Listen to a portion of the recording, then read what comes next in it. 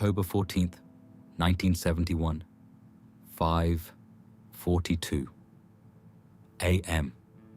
The Appalachian Mountains rise dark and indifferent above Harlan County, Kentucky, their ridgelines barely distinguishable against a sky the color of iron ore.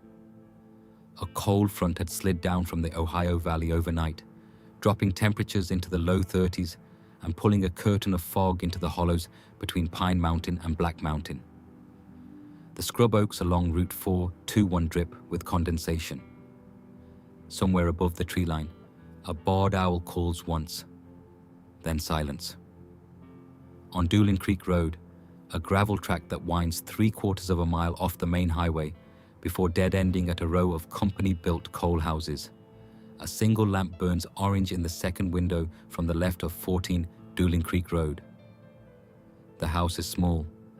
4 rooms, a tin roof crimped at the corners, a porch listing slightly to the south. Our chrysanthemums, deep burgundy and gold, have been planted in coffee cans along the porch rail, still blooming despite the cold, tended with a stubbornness that says something about the woman inside. Darla Jean Combs, 23 years old, is standing at the kitchen counter with her back to the door, humming a fragment of "Help Me Make It Through the Night" to herself as she pours hot water over a Lipton tea bag. She is 5'4", slender but strong in the shoulders from 2 years of waitressing at the Harlan Diner. Her dark chestnut hair is pulled into a loose braid that falls between her shoulder blades. She has her mother's hazel eyes, green in morning light, amber by afternoon, and a small, comma-shaped scar at the corner of her left eyebrow from a childhood fall off a split-rail fence on her grandfather's farm in Loyal. When she is wearing her work uniform, a pale blue polyester dress with white trim at the collar, white orthopedic shoes already laced, an apron folded on the counter beside her tip money from last night, $6.43 in a rubber-banded roll. She has a 6 a.m. shift. The diner is 4 miles away. Her 1963 Chevrolet Biscayne, pale green, rust spreading along the rear wheel wells, a crack in the passenger side windshield sealed with a strip of electrical tape, sits in the gravel patch beside the house. On the kitchen table, a pale green notepad, a pen, and a half-written letter to her older sister, Patty Combs Runyon, who moved to Cincinnati 2 years ago to work in a soap factory. The letter reads, in Darla Jean's loopy, leftward slanting cursive, "I've been thinking about what you said about coming up before Christmas. I think I'm finally ready. There's not much holding me here anymore since Mama passed and Ronnie and I..." The sentence stops there. She drinks her tea standing up. She checks her watch, a Timex on a thin brown leather band that belonged to her mother, and sets the mug in the sink. She picks up her purse, a brown vinyl shoulder bag with a broken clasp she's been meaning to fix, and scoops the tip money inside. She opens the front door. The cold air hits her face. She pauses on the porch for a moment, looking out at the fog settled between the houses, at the darkness still thick in the tree line, at the chrysanthemums trembling slightly in a draft that comes down off the ridge. She pulls her cardigan tighter. She steps off the porch, and she does not return.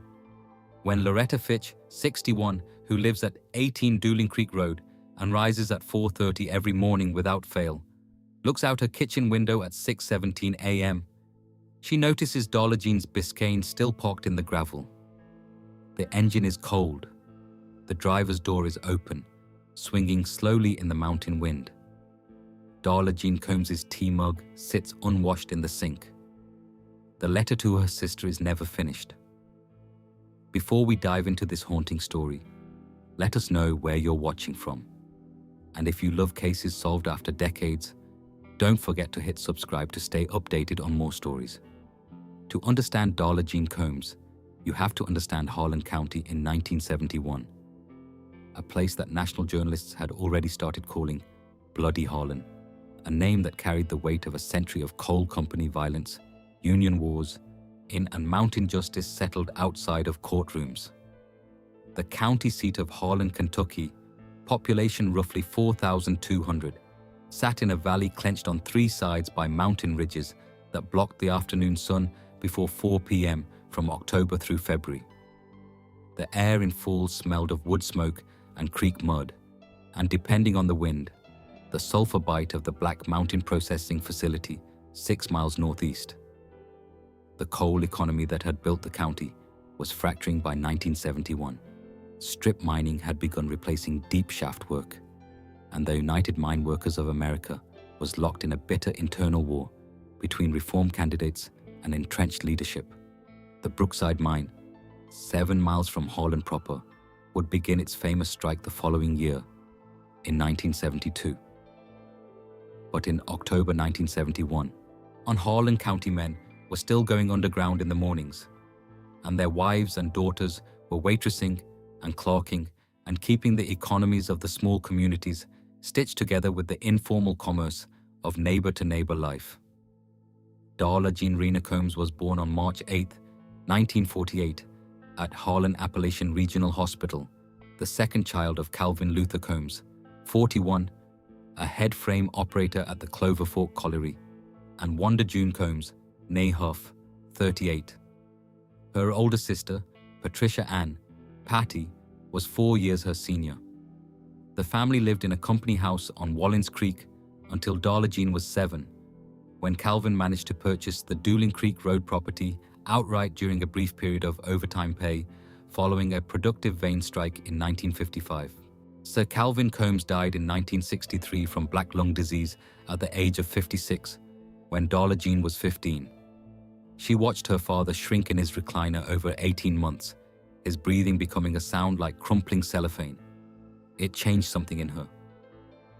Friends from Harlan High School, where she graduated in June of 1966, remembered her as someone who became serious after her father's death. Not cold, never cold, but measured. Deliberate. She chose her words carefully. She was the girl who listened longer before she responded. Physically, Darla Jean stood 5 feet 4 inches tall and weighed 121 pounds at her last doctor's visit in August 1971. Her chestnut hair had a slight natural wave to it and fell to mid-back when worn down. Her hazel eyes shifted color with light. The scar at her left eyebrow. She fell from her grandfather Huff's fence at age 9, split it on a nail head. Was small enough that strangers rarely noticed it, but it gave her face a quality that people who knew her described as a little lopsided, but in a good way. She had her father's broad hands, good for carrying stacks of plates. After high school, Darla Jean took a job at the Harlan Diner on Center Street, working the early shift under owner and head cook Elmer Bates. She was reliable, efficient, and well-liked by regulars. She had been dating Ronnie Dale Hensley, 26, a mechanic at Whitfield's garage on Cumberland Avenue, for approximately 2 years, a relationship that had grown complicated by the spring of 1971 and dissolved quietly by July.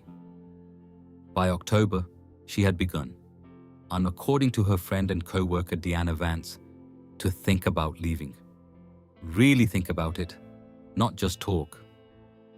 Wanda June Combs, Darla Jean's mother, died of a stroke on June 3, 1971, at Harlan Appalachian Regional Hospital at the age of 61.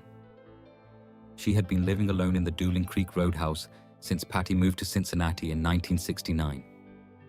After her mother's death, Darla Jean moved back into the house rather than continue paying rent on a room at Edna Purvis's boarding house on Central Street.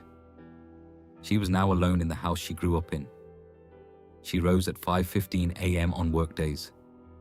She kept the chrysanthemums in coffee cans on the porch because her mother had done the same. She read paperback novels. She had a stack of them on the bedside table, to mostly gothics and historical romances from the spinning wire rack at Compton's drugstore. She sang along with the radio. She was saving money. She was, by October 1971, a young woman standing at the edge of a door she hadn't quite opened yet. On October 13th, 1971, the Wednesday before she disappeared, Darla Jean worked a double shift at the Harlan Diner, 6 a.m. to 2:30 p.m., then again a 5 p.m. to 9 p.m. after another waitress called in sick. She left the diner at 9:14 p.m., collected her tips, and stopped at Compton's drugstore on the way home, where she bought a Hershey bar, a bottle of anisin, and a box of stationery. She arrived home between 9:45 and 10 p.m., according to Loretta Fitch, who saw Darla Jean's headlights swing up Dooling Creek Road. She wrote her letter to Patty. She set her alarm for 5 a.m. The next morning, she made tea. She put on her uniform. She stepped off the porch. October 14th, 1971. The timeline as reconstructed by investigators. 5:42 a.m. Darla Jean is seen by no one. She is alone in the house, preparing for work. 5:50 a.m. estimated. She leaves the house and walks toward her Biscayne. Based on the position of the car door, standing open, driver's side, handle pulled fully outward, she reached the vehicle and opened it. Her purse was recovered from the gravel 6 feet from the car, its contents scattered. 2 lipsticks, 1 Revlon berry wine, 1 drugstore generic coral, a hairbrush, the rubber-banded tip money, a pocket comb, a Timex watch, the leather band snapped, and a Dooling Creek Road utility bill dated September 22, 1971. The watch face read 5:54 a.m. The crystal was cracked and the mechanism stopped, suggesting forceful impact against the gravel. No blood was found at the scene. 6:17 a.m. Loretta Fitch notices the car with the open door from her kitchen window. She waits 15 minutes, assuming Darla Jean has gone back inside for something. 6:32 a.m. Loretta walks to 14 Dooling Creek Road and knocks on the door. No answer. She pushes the door open. It is unlocked. She calls inside. The tea mug is in the sink. The apron is on the counter. No one is there. 6:41 a.m. Loretta Fitch calls the Harlan County Sheriff's Office from her own telephone. She speaks with dispatcher Francis Dill. 7:03 a.m. Deputy Frank Meade, 34, arrives at Dooling Creek Road. He secures the scene, notes the scattered purse contents, the stopped watch. He calls it in as a possible abduction in progress and requests backup. 7:29 a.m. Sergeant Dale Epperson, 41, Harlan County Sheriff's Office, arrives and assumes control of the scene. Deputy Meade begins canvassing neighboring houses. The canvass produced 2 significant observations. Harold Bud Sizemore, 58, of 11 Dooling Creek Road, was awake between 5:45 and 6 a.m., feeding his dogs. He reported hearing what he described as a car engine, big one, idling slow, down near the end of the road for approximately 4 to 5 minutes. Then it stopped. He did not look outside. He said the engine sounded like a truck or a big old station wagon. Deep idle, not a 4-cylinder. He heard nothing else. Tammy Jo Fugate, 19. I'm at 20 Dooling Creek Road. The last house before the road dead ends. Told deputies she was awake at approximately 5:50 a.m. with her infant son and saw headlights through her bedroom curtain. She described them as high-mounted, like a truck or maybe a big car sitting up off the ground. The light stayed stationary for maybe 5 minutes, then moved slowly back toward the main road. She heard no voices and no screaming. Neither witness reported seeing any vehicle on the road the previous evening. At 8:15 a.m., Sergeant Epperson contacted the Harlan Diner. Elmer Bates confirmed that Darla Jean had not come to work and had not called in. He was described as visibly distressed by the deputy who took his statement. At 10:30 a.m., Sergeant Epperson dispatched Deputy Meade and Deputy Ray Van Sant to notify next of kin. Patricia Ann Runyon was reached by telephone at her workplace in Cincinnati. the Procter & Gamble Ivorydale facility, at 11:47 a.m. Eastern Standard Time. According to Meade's report, Patricia began crying immediately and asked if Darla Jean had been found. Patricia told deputies that Darla Jean had mentioned in a recent letter that she was feeling more at peace lately, a detail investigators noted. Patricia Runyon drove to Harlan County that same day, arriving at 8:30 p.m.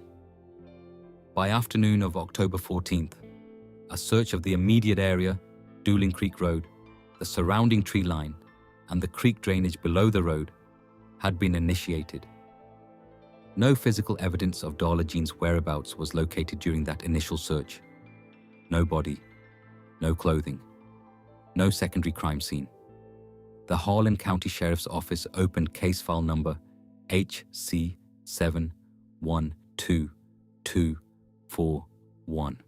And the lead investigator assigned to case HC712241 was Detective Sergeant Harmon Lee Faulkner, 43, of the Harlan County Sheriff's Office, Criminal Investigations Division.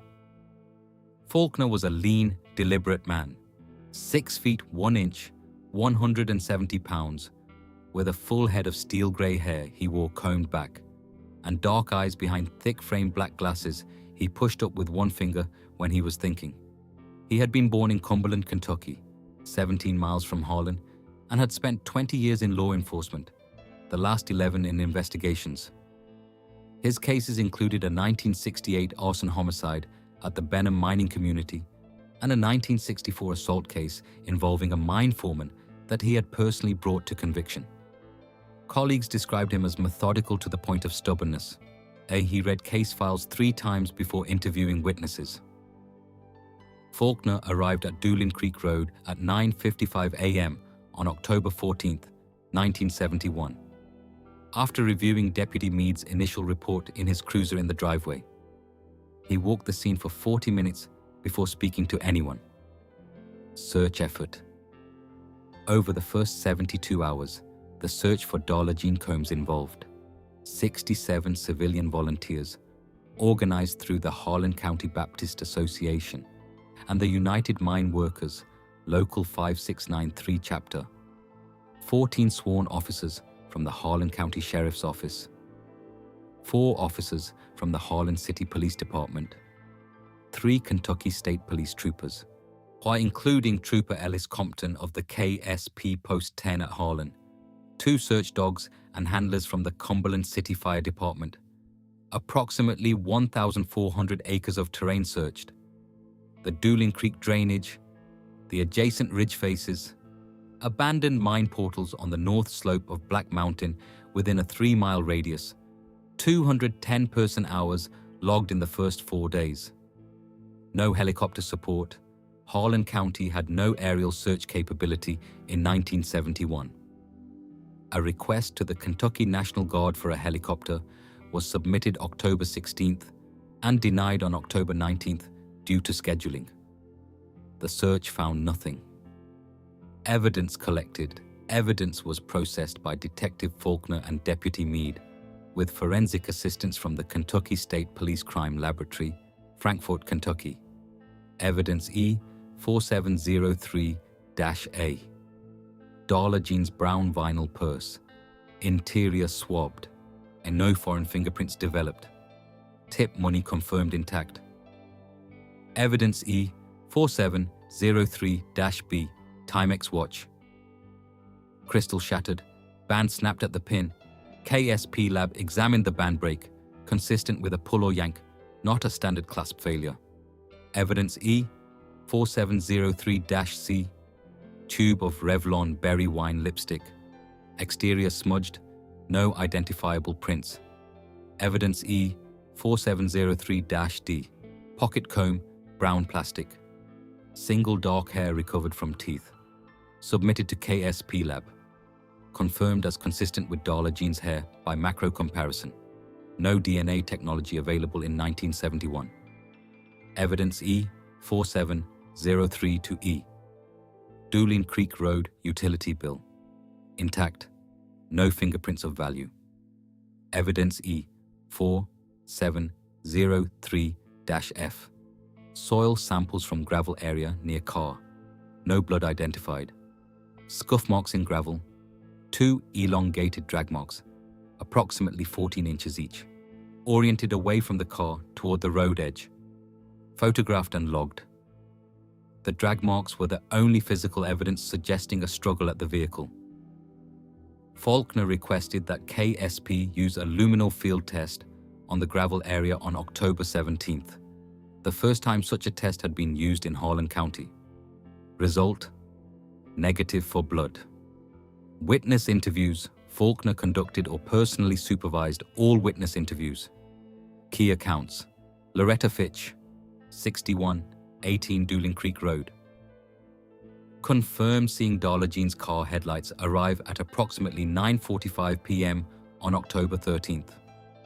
Stated she last saw Darla Jean in person on October 12th, when Darla Jean brought her a jar of apple butter. Described Darla Jean as quieter than usual, but not frightened. No unusual vehicles noted on the road in recent days. Deanna Vance, 22, co-worker, Harlan Diner. Stated Darla Jean had mentioned a man she didn't know by name had been coming into the diner for the past 3 weeks.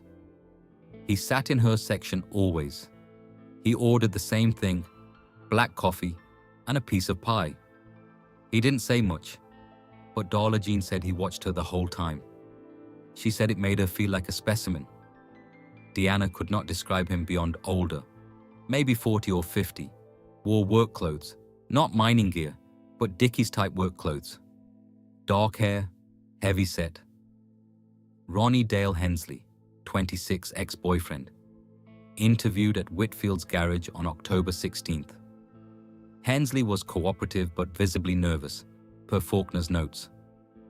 He stated he and Darla Jean had not spoken since early September. His alibi for October 14th, between 5 a.m. and 7 a.m., asleep alone at his apartment above Whitfield's garage. Unverified. So Faulkner noted in his case file, Hensley's manner unsettled me. Couldn't name what it was. Kept his hands busy, took things apart and put them together while we talked. Hensley voluntarily submitted to a polygraph examination on October 22, 1971, administered by KSP examiner Thomas Brewster. Result: inconclusive on questions related to Darla Jean's whereabouts. Suspects. Faulkner developed 3 primary suspect theories. Suspect Theory 1. Ronnie Dale Hensley, 26, ex-boyfriend with an unverified alibi. The relationship ended badly enough that Darla Jean had not spoken to him in 6 weeks. Faulkner obtained Hensley's work records from Whitfield's garage. He had been doing mobile service calls in the county in a 1968 Ford F-100 pickup truck, dark green. Bud Sizemore's description of a big engine, a deep idle, was not inconsistent with an F-100 V8. However, Hensley's polygraph was inconclusive, not indicative of deception. His employer, Earl Whitfield, 54, stated that Hensley arrived at the garage at 7 a.m. on October 14th in his normal state. No physical evidence tied Hensley to the scene. Suspect Theory 2. The unknown diner. Regular, the unidentified heavy-set man, described by Deanna Vance. Faulkner and deputies conducted over 30 interviews with Harlan Diner regulars and employees over a 2-week period. The man, who had apparently come in on 7 occasions over 3 weeks, was not identified by any customer. Elmer Bates had no name or contact information for him. Cash-only customer.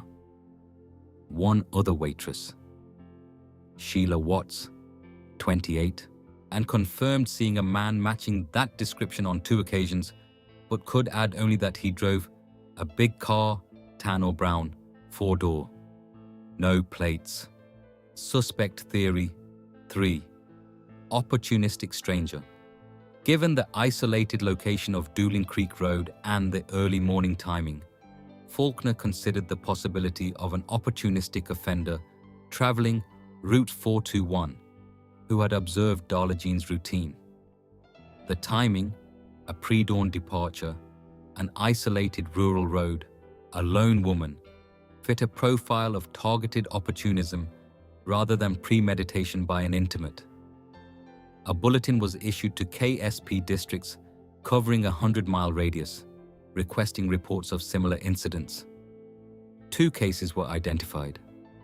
A woman in Pike County who had been approached in her driveway in September 1971. No assault. Suspect fled.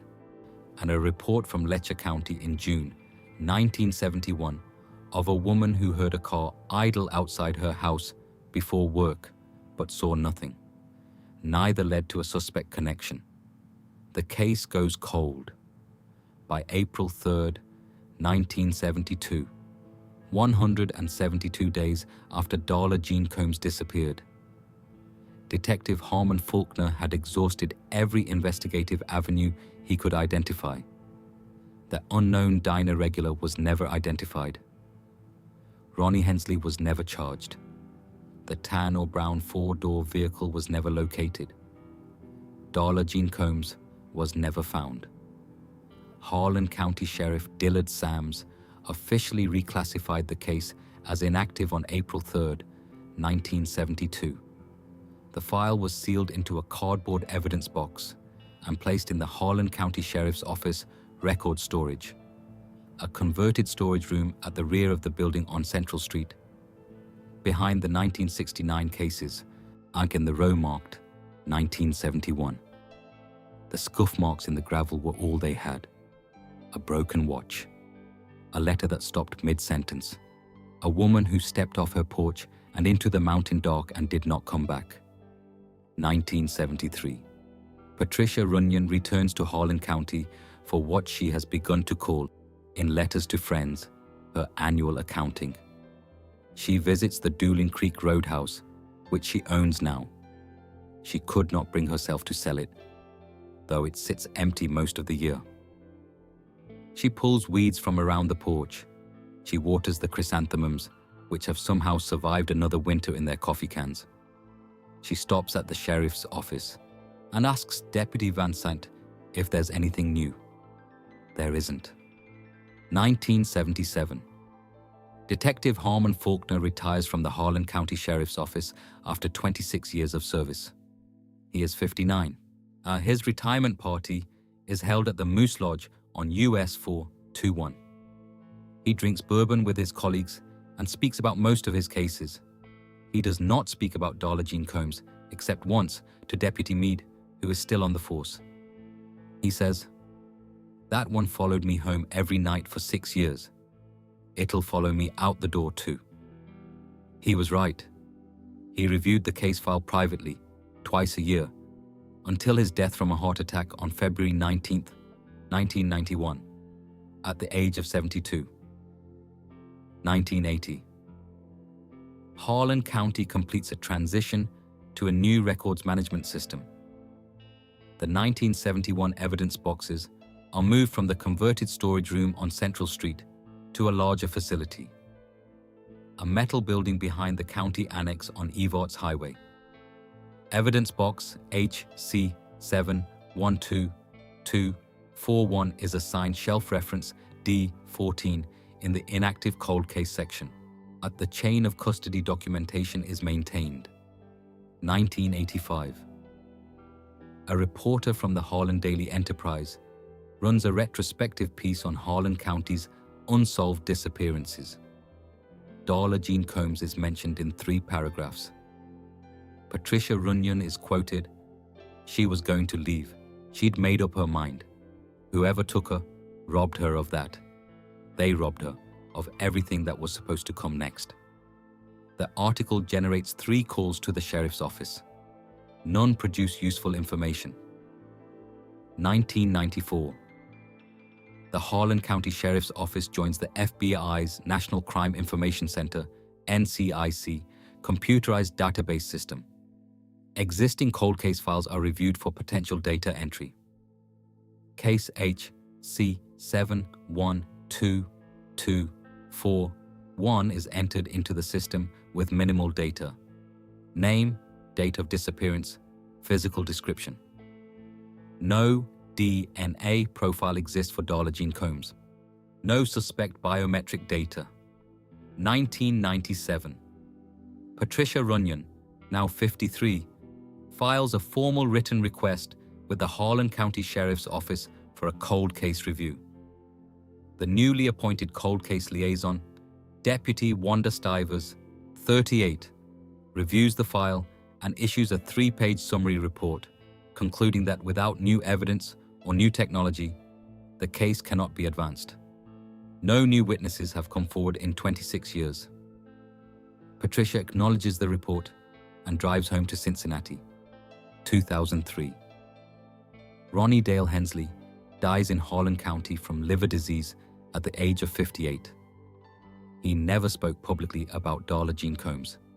His name is not cleared. In the spring of 2019, the Harlan County Sheriff's Office created its first formal cold case investigations unit, a 2-person operation funded in part by a Kentucky Justice and Public Safety Cabinet grant and staffed by Detective Marlena Birch, 41, and retired Kentucky State Police investigator Carl Womack, 63, brought on as a consultant. Marlena Birch was born in Pineville, Kentucky, in 1978, 7 years after Darla Jean Combs disappeared. She had spent 12 years in the Harlan County Sheriff's Office, the last 4 in criminal investigations.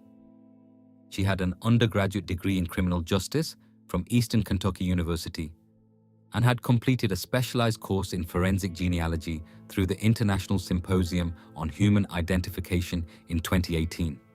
She chose cold cases deliberately. "So living cases, you're always racing," she said in a 2021 interview with the Lexington Herald Leader.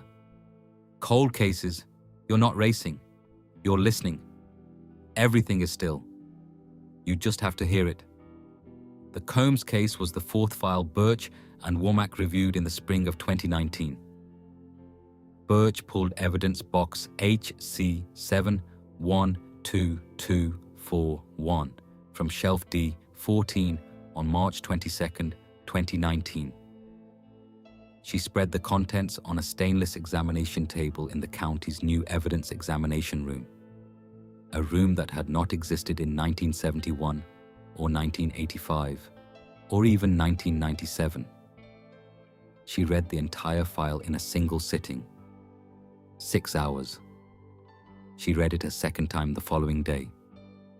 On the second reading, she noticed something that Detective Harmon Faulkner had documented, but that subsequent reviews had passed over. A small notation in Faulkner's interview with Deanna Vance, the co-worker from the diner. The notation was brief, almost parenthetical, buried in the 3rd page of Vance's interview transcript. Witness states that on approximately October 9th or 10th, 1971, she observed the unidentified male customer leave a monogrammed handkerchief on the table after his visit. White cloth, initials EWC embroidered in blue. Witness states she gave it to victim Combs, who said she would hold on to it in case he came back for it. Item not recovered at scene. Status unknown. A monogrammed handkerchief, initials EWC. Never followed up on in the original investigation, presumably because in 1971, a handkerchief was an everyday object, and initials on fabric without a surname were a near unbreakable cipher. Birch called Deanna Vance on March 28, 2019. Deanna Vance was now 70 years old, living in Barberville, Kentucky. When she remembered the handkerchief, she remembered the man. She still couldn't provide more than what she'd told Faulkner. "But I never forgot those initials gave me," she said. "EWC, I thought about them over the years. Thought, who is that? Where did he go?" The handkerchief itself was a dead end physically, never recovered. But the initials were a thread. Birch submitted a request on April 2, 2019, to the Kentucky State Police Crime Laboratory for a re-examination of all biological evidence from case HC 712241. The KSP lab, under supervisor Dr. Ann Thielen, 47, confirmed that evidence E4703-D, the pocket comb, still contained 3 intact hairs. 2 had been consumed in 1971 macro comparison testing. 1 remained. The remaining hair underwent STR, short tandem repeat, DNA, extraction using modern low template analysis at the KSP lab in Frankfurt between April 9th and April 29th, 2019. A partial female DNA profile was generated, sufficient for identification purposes. This was submitted to CODIS. No match to any existing database profile. Patricia Runyon, reached by Birch in May 2019, provided a buccal swab. The DNA from the comb hair matched Patricia Runyon's mitochondrial lineage, confirming it was almost certainly Darla Jean's hair. It was not the perpetrator's. Birch refocused. The handkerchief was never recovered. But what if the perpetrator had left other biological material at the scene? She re-examined Faulkner's evidence log meticulously. On April 15th, 2019, reviewing the actual physical evidence envelope for E4703-A, Darla Jean's vinyl purse, she found, attached to the interior evidence tape with a paperclip and labeled in Faulkner's handwriting, unidentified fabric fragment, approximately 1.5 inches, white cotton, recovered from interior lining of purse, origin unknown. No entry for this fragment appeared in any 1971 lab submission record. It had been collected but never tested, because in 1971, without blood or other fluid contamination, a fragment of white cotton fabric was nearly worthless as evidence. On April 22, 2019, the fabric fragment was submitted to Bode Cellmark Forensics Laboratory in Lawton, Virginia, a private forensic lab with advanced touch DNA extraction capability. The fragment was less than 2 square inches of white cotton. Bode Cellmark's analysts, and using YSTR DNA extraction, recovered a partial male DNA profile from microscopic skin cells deposited on the fabric. The profile was uploaded to the FBI's Combined DNA Index System, CODIS, on June 3, 2019. No direct hit. On June 18, 2019, Birch submitted the profile to GED Match and Family Tree DNA through the Genetic Genealogy program managed by Parabon Nanolabs in Reston, Virginia. The profile was entered into the Parabon genealogy analysis workflow, assigned to genealogist specialist Dana Kilgore, 44. Kilgore identified partial familial matches in the GED Match database, enough to begin constructing a family tree. The DNA pointed to a patrilineal line originating in eastern Kentucky, specifically in the Harlan County corridor. By cross-referencing the tree with public records, census data, birth records, and newspaper archives, Kilgore narrowed the lineage to a single candidate born in 1921 in Bell County. His name? Edwin Warren Coyle. Birch ran Edwin Warren Coyle through every available database on July 2, 2019. Edwin Warren Coyle, born April 4, 1921, Bell County, Kentucky. Occupation, 1971, independent equipment operator and small-scale hauler. Had operated a 1969 Chevrolet C20 pickup truck, large deep engine, registered in Bell County. Address in October 1971, a rural road property in Straight Creek, Kentucky, 17 miles from Harlan. His initials, EWC. The monogrammed handkerchief, the truck engine, the initials. The aha moment came on the morning of July 8, 2019. And when Birch located a 1972 Bell County Civil Court record, a property dispute, in which Edwin Warren Coyle was listed with an address and described by his attorney as a man who travels regularly for work throughout southeastern Kentucky, 17 miles from Harlan, an independent hauler, no fixed schedule. He could have been anywhere on any given morning. Edwin Warren Coyle had died on November 3, 2001, at the age of 80. He left behind a son, Gary Dean Coyle. Gary Dean Coyle was 61 years old in July 2019, living in a single-wide mobile home on the family property in Straight Creek, Bell County, Kentucky, the same property his father Edwin had owned. Gary was a pipe fitter who had retired early on disability in 2014 following a back injury at a natural gas facility near Middlesbrough. He was 5 feet 10 inches tall, so heavy through the chest and stomach, with thinning grey hair and a habit of wearing Dickies work pants and a canvas jacket even in warm weather. Detective Birch made contact with Gary Coyle under the pretext of a property records inquiry on July 11, 2019. During that initial meeting, she obtained, with Gary's apparent consent, a discarded coffee cup from his trash that she had observed him use during their conversation at his picnic table, a styrofoam cup he dropped into a plastic garbage bag at the meeting's end. Chain of custody was maintained. The cup was submitted to Bode Cellmark on July 15, 2019 for Y chromosome analysis. The result received August 6, 2019. Gary Dean Coyle's YSTR profile was a familial match to the profile recovered from the fabric fragment in Darla Jean Combs's purse. Father and son share a Y chromosome line. The fabric fragment came from a male of Edwin Warren Coyle's paternal line. Edwin Warren Coyle was identified as the source of the DNA on August 6, 2019. On August 12, 2019, Detective Birch, Carl Womack, and KSP Detective Sergeant Owen Prater, 49, met with Gary Dean Coyle at his residence, this time in an official capacity. Gary was shown his father's photograph from the 1971 Bell County property records.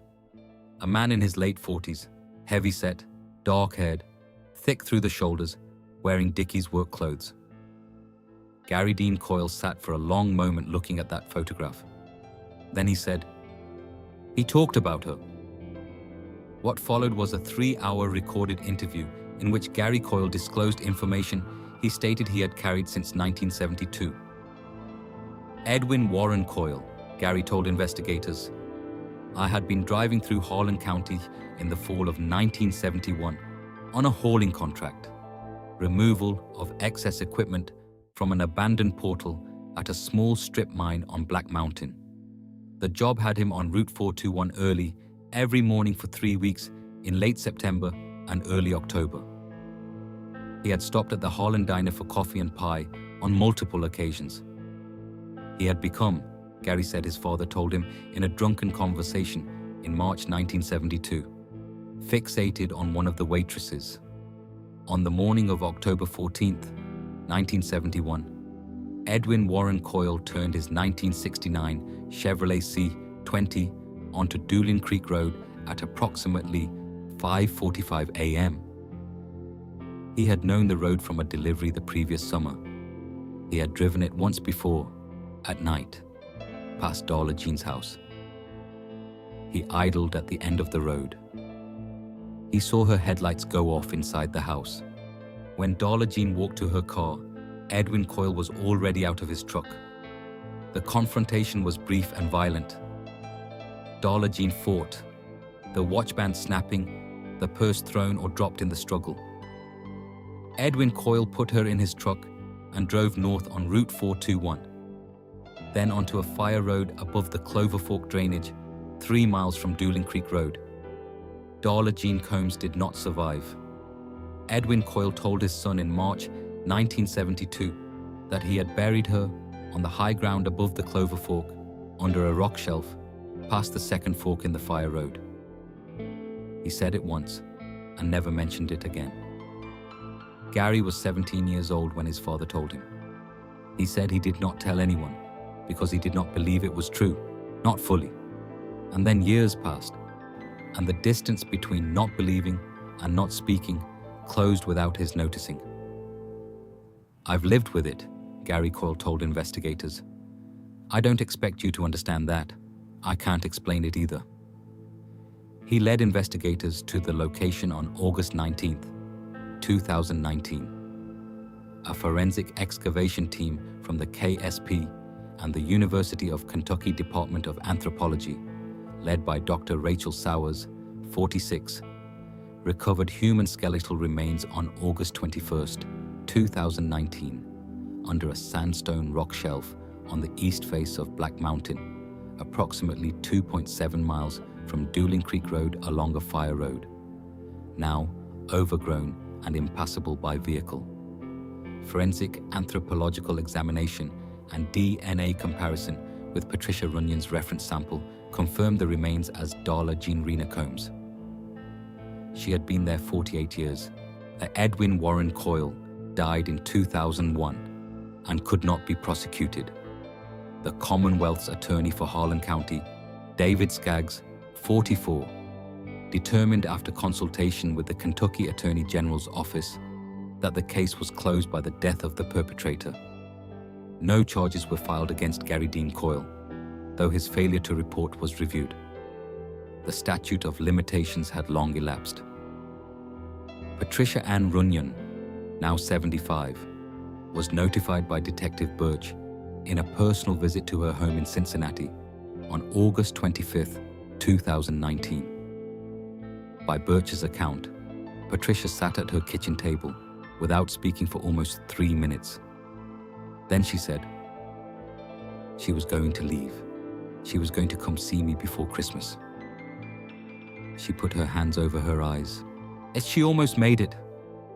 Darla Jean Combs' remains were returned to Harlan County and interred beside her mother and father in the Loyal Cemetery, Loyal, Kentucky, on September 14th, 2019, 48 years, 11 months, and 10 days after she stepped off her porch. Detective Marlena Birch attended the burial. There is a particular cruelty in the cold case, not just the crime itself, but the years that follow. The world keeps moving. Other names filled the news. The case box sits in its row behind the 1969 cases, gathering the dust of decades.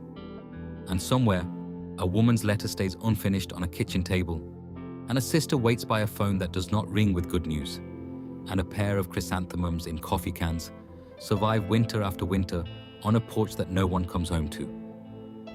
Darla Jean Rena Combs was 23 years old. She made tea in the early dark of October mornings. She kept her mother's flowers alive. She was saving money. She was going to leave. She was going to visit her sister. She had a life of undone things ahead of her, and all of it was taken in a gravel driveway before sunrise by a man who thought the dark and the mountains would keep his secret. They kept it for 48 years. They did not keep it forever.